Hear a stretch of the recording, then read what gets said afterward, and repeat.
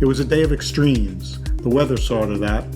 At times, the music in my helmet provided a soundtrack to my travels. Other times, the music was the rain and wind pounding on me and the motorcycle. It happened in what seemed like a blink of an eye, and yet the ground I covered and the terrain I traversed seemed endless.